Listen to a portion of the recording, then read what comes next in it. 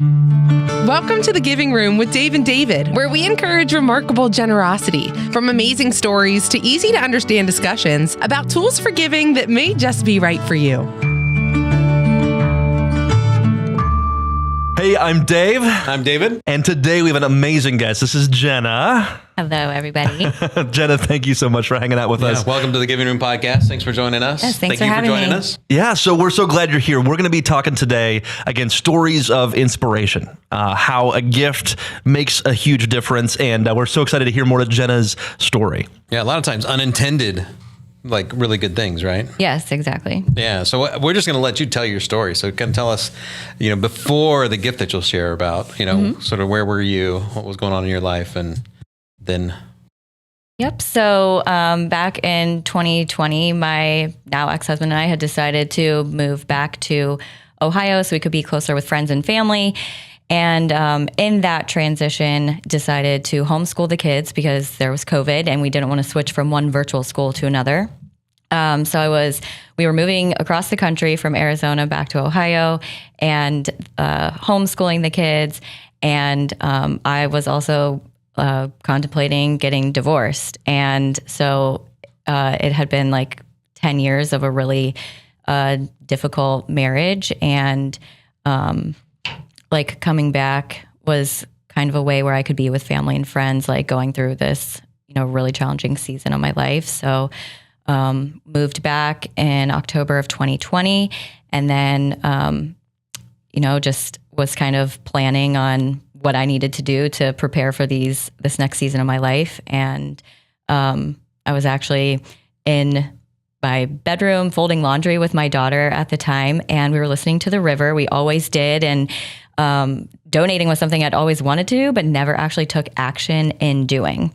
So we're folding laundry, and she was like, "Mom, let's donate to the river." And I was like, "Okay, like, let's do it." How old was your daughter? At the time, 8. That's fantastic. Yeah. So I donated, and actually shortly after that, they said our names on the radio, which was really fun, and said the little blurb, and so she got to hear that, which was really fun for her. And so that donation was made probably like the end of December of 2020, and then around the beginning of the year is when I started living with my mom and going through that divorce process, and that was really difficult. And I think it was February 1st then that I was sitting in my mom's basement and I got a call from a number that I did not know. And I usually don't answer them because I don't want to talk to marketers or whatever. Fair enough. We get that. And, I'm just like I'm homeschooling kids. I'm living with my mom. My mom, God bless her soul, is like taken me and the kids in. And, she wasn't used to being around small children a lot. So that was like its own thing in of itself. But I get a call and it said, "Hi, this is John, one of the chaplains from the River radio station. We're calling our listeners today to see if you have any prayer requests." I was like, "Actually, I do. I'm going through a divorce, and would you please pray for me and my children?" And so from me sharing that with him, he was able to ask me if I was looking for counseling, and I was. I just hadn't found anyone yet, and he had mentioned the person that he had used when he went through his divorce, which was a male, and I had never had a male counselor before, so I was a little uneasy about that. So it probably took me like a month and a half to reach out to that counselor and say, "Hey, can we just like hop on the phone and see if we would work well together, if you're someone that I would be interested in talking to work through this?" And so I did, and it was like a match made in heaven. I felt so comfortable talking to him, and so I was able to find a Christian counselor, through the recommendation of John to like help me through this difficult season of my life. And then also John was there offering to chat since he had been through something similar. So at that point in my life, I didn't really know a lot of divorced people. And so it's a very lonely place to be. And so when you meet someone else who's been through divorce for any reason, you become like instant best friends. I mean, this happened to me with multiple people. So through my counselor, though, I was introduced to a church because I was looking for somewhere to go. He recommended a church for me to go to that he goes to. And so I went there and fell in love with it. And so I stayed there. And through that, I was connected to a small group of women who like really helped support me through this time and helped me through a couple of moves in the next few months of my life.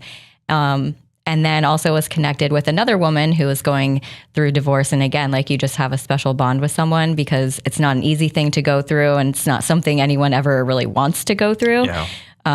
And so just meeting these people that I never would have, not having had made that donation, like I don't even know if, they would have been put in my path. Well, and you had a kind of a crazy cool thing happen to you when you were just visiting that church, right? Was there kind of a story there? If I remember correctly, for single moms, right? Yeah. So I think it was the second time I'd been to that church, it was Mother's Day. And that was really hard for me because it was my first Mother's Day kind of like on my own and no one really like doing anything to celebrate me. And so I went in there and, there was this beautiful speech given. And so when at the end, she was like, well, we have something we want to give away to like a single mama. And I guess that's what I considered myself at the time. And so I raised my hand and they ended up giving me like gifting me an hour massage. And so of course I'm like bawling in church because I'm like, oh my gosh, like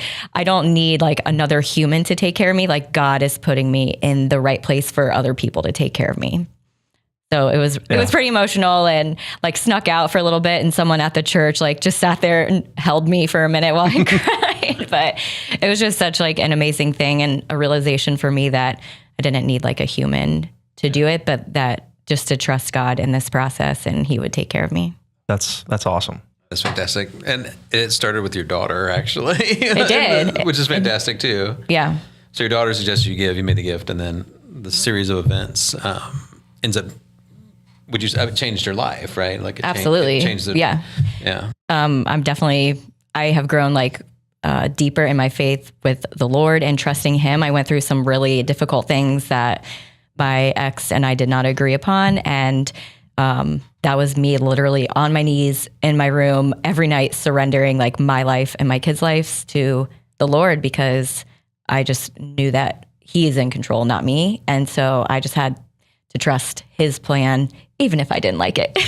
And I did not like it, but, and then by doing that, after that, I was able, to talk about these difficult situations, like without crying, with just this unthinkable peace, like came over me. And, these things that were difficult for me to go through, like didn't crumble me anymore because God gave me this. Yeah. You peace. were sustained in it. And then you started to understand what the peace that doesn't make sense, right? In the Bible, we hear it doesn't. The peace that passes understanding, right?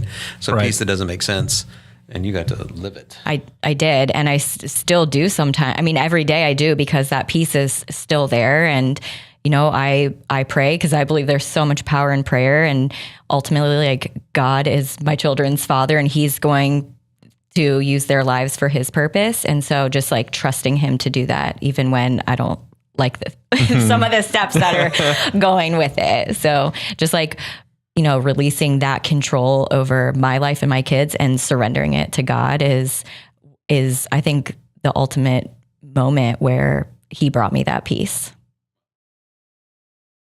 And even moving forward, right? So you've this started with this small gift, your daughter prompts you, yep. you suddenly this snowball of things happens, right? You find a church, you get counseling, you find a community of people that can support you, but also through this journey, you've had to figure out how to support yourself, and you've actually started a business venture, right? Yeah. And without going into details about that, though, one of the things I know you and I actually talked about, off air here was how you're really excited, even how you can use your business to give back. Yes. And want to hear like a little bit more about, your thought process through that and even now how from this initial gift to now, as God blesses your business, you're using that to be a blessing. Yeah. So a couple of share-a-thons ago is when God started really speaking to me. And I wasn't... when I first started giving, I was just giving a small amount every month. I had no job. I was, basically like living off of my mom. And so, I was giving what I could at that time. And then once I started getting more support and had a job, I was like, okay, I want to give more. And one thing that I didn't really recognize growing up is there's a difference between tithing and offering. And so I don't know, something like God put something in my heart to like, look at this. And so I started talking to my friend who I'd met at church, who was going through a divorce as well. And I was like, I'm really feeling called to do this. And it scares me to death to do this, 10%, like I've never donated that much to anything in my life.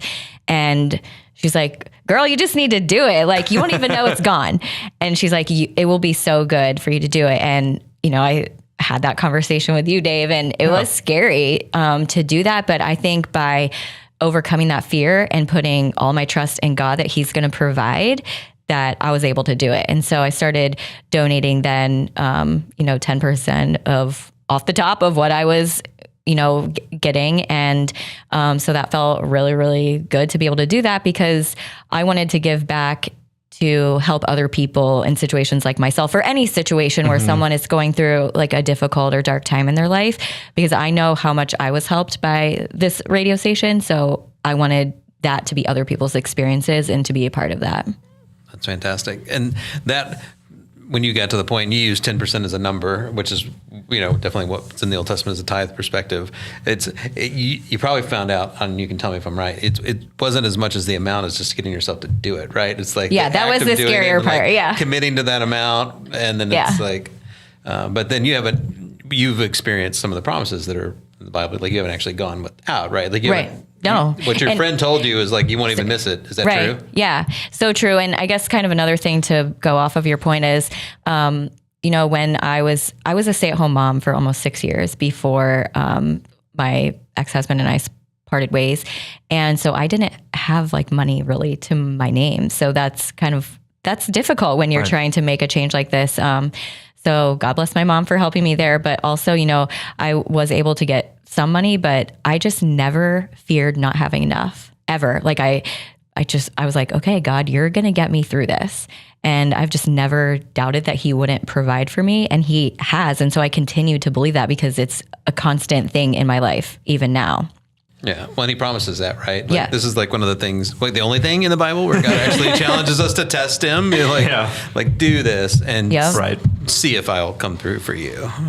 And you say he did. Yeah, absolutely. And still he does. And, there's risks I've taken where I'm like, okay, like this, God, like, I feel like you're putting this in my heart, but I just trust that he's always going to provide. Yeah. So sometimes there have been things that, even on the generosity side, or whether it's to an organization or to a person, like, you thought, okay, this doesn't make any sense, but I feel like I got to do this. Okay. So as you were saying that, I thought of the story. So I recently went to San Diego, and I got to meet and this amazing woman. She's, one of those like amazing Christian friends who's always leading you back to God she went through very similar things in her divorce. And so we were in constant communication, but I had never met her. And when I went out to California, she actually drove like an hour and a half to come spend just the day with me. And she has a nonprofit that she operates to help women get back on their feet, whether they're a single mom or going through divorce. And she's opening her own yoga studio, to help empower these women and to be able to give back. And she was telling me like, oh, prices are so high in California. How am I going to like get the floor done? And she's like, I just keep praying. And she's like, and then someone messaged me the next day and said, I would like to donate. And as soon as she said that, like this light went off in my head. I'm like, okay, God, what do you have planned here? And so I was like, okay, I think God wants me to give to her organization. And then God put a number in my mind, and I was like, whoa, God, what's going on here? And so then I just prayed, and I was like, God, give me a sign that this is what you want me to do. And I should have looked this up, but I have yet to go back and do it. But and being a part of the River Small Group, that day we were reading Romans 3, and I don't remember what it was. I'd have to go back and read it, but there was something in there, and I just read it, and I paused, and I was like, okay, let's do it. And so it was just like looking for that confirmation, like, okay, God, like this is scary to, give this much. But then I did. And, she called me crying, and she was like, you have no idea like how many women's lives you're going to change by like donating this. And so it was just like a really beautiful thing when God puts stuff in my heart. It's, it can be really easy to just not do it. But I think the challenge and where we really grow in our faith with the Lord is doing what he asks of us, even when it's hard. Yeah, I think sometimes it's easy when you feel that prompting. And it's like the Holy Spirit's telling you something, and you're like, "Nah, that can't be a thing." That's not a thing, especially when it's a crazy number, And it's like, But there's also a huge warning here. What's that? That I'm hearing, and that is giving can be contagious. Yes. You have to be you have to be careful here, because when you start, you may find yourself doing more. When and not only that, but it's motivating. I remember, we talked about how you mentioned the matching gifts that we sometimes do in a radio fundraiser. Like, I want to give one of those someday. I do, right? And when you think about your own business, because you've started your own business here, and then she's like, I want to be so successful that I can be like, I've got that match. You're like, well, I think I told you I want to get. I was like, I'm giving $10,000 like in one check to this radio station someday. Like that is a goal of mine, and I've even had that even before starting my business. But it's just like, I want to be able to have abundance so that I can give abundance to others. That's fantastic. And when you become part of something like this, you think about the people that are being impacted now because of your gift through the chaplain ministry that you experienced, through the River Radio ministry, now through this other ministry, the yoga studio and ministry to moms and who are going through this. Like, you're excited. You want to do more. You want to work harder. You want to earn more so you can give more. And it's just, it's so, that's awesome. Yeah. Right? Well, you see that's like not just you thriving, right? And your kid, it's like really rippling out.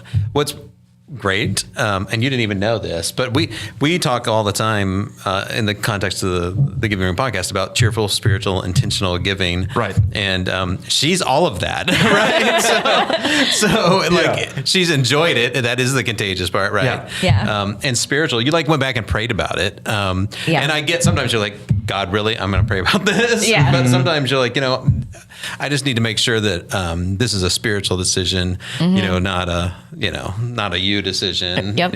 So sometimes that's important. And then intentional, like you've been super intentional about this, and you even set a goal. That's very intentional. Well, another thing too, speaking of the word intentional. So before, I did have my donation set up on like auto pay. And actually it was John who challenged me to think about that. It's just, to now I don't have it on auto pay and I faithfully donate. But what I do is before I hit that donate button and put in my amount, I pray about it and I ask God to, reach those people who need it the most, to help like through this funds to, put it out there to other people and to have their lives be changed too. So like I'm not just putting it on auto pay and just letting it happen. I mean, I think that that's definitely good, right? Because you're still donating, but I think being intentional about thinking why you're doing it is even like a step further. Yeah. And giving with prayer. I don't even know what to say. that's like fantastic. That's what I think we all should learn, from your story. It's fantastic. But there's also a journey there, because I know for me, like I mostly give through auto pay. Because shame on you. If I didn't give through auto pay, I would not be giving. Right. So there's some of us who just need a crutch. I get it. Yes. Now, maybe someday I'll hope to get to where you're at, where it now suddenly becomes a whole new level. But like that is because you started there. Yeah. And then it became such a part of your life where you're like, I want to feel this more. And I know I hear it a lot of time, especially with church tithing. There's just something about putting your check in the basket as it goes by, that idea, that intentionality. And I think too, something you talked about, at the very beginning, was your daughter being part of this. Yeah. I think too, that prayer, that aspect of intentionality, that planning that goes into it, giving for many people is not a natural thing. No. It's something you have to learn. It's a skill that you have to develop.